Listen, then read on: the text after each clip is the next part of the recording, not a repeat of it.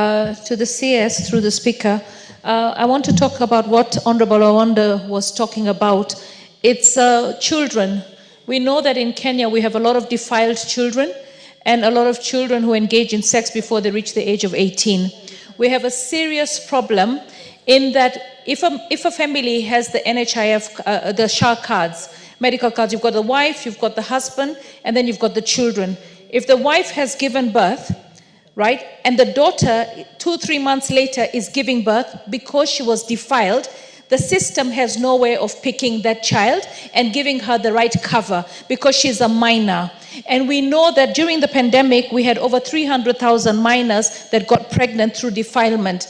Now, that's problem number one. How do we address giving services to a minor who has been defiled and is giving birth under a medical card that is actually owned by her father and her mother has given birth? So in the same family unit with the same membership number, how do you accommodate that minor to get the right services? The next thing, when it comes to the same minor, this is a minor who's probably 10, 11, 12, who has given birth because of defilement. And the society will look at her as an adult. They will look at her as a full-grown woman, yet she's a minor. By the age of 18, this minor will have been defiled and misused over and over and over again. We buy commodities as a country.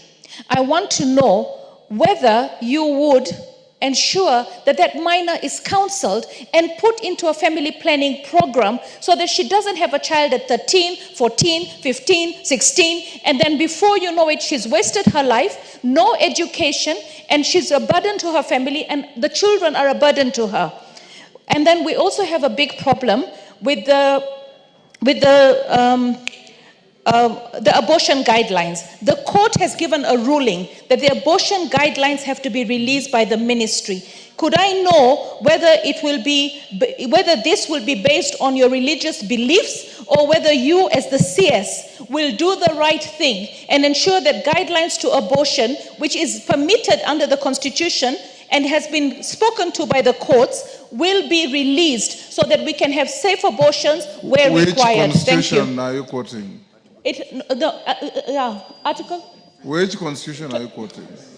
Article 26(4) permits abortion. Abortion is illegal and except under very stringent circumstances. Yes, but there is no guidelines issued under those stringent circumstances. And the courts have pronounced themselves saying that...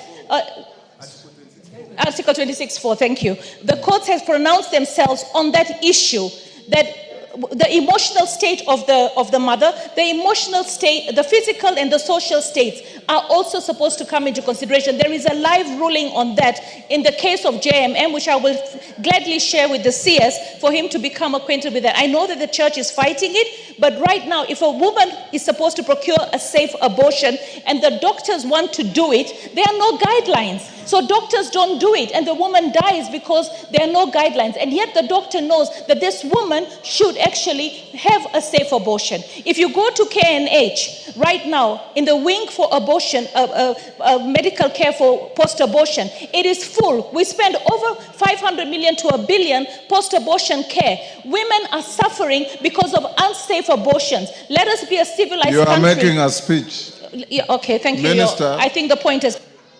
Minister, can you now respond to those 10? Speaker, let me start with my good friend, the woman rep of Nairobi. All these abortion, emotions, all these are coming to this house. There is a reproductive health bill that is coming to the house. I'm just going through it, and a lot has been done by Honorable Mili Odhiambo when she was and very passionate. She's very passionate when I was the leader of majority. And there are a number of policies. I will engage you and will. And as the speaker has said, abortion is illegal under certain medical conditions. Those medical conditions, the framework, the director of medical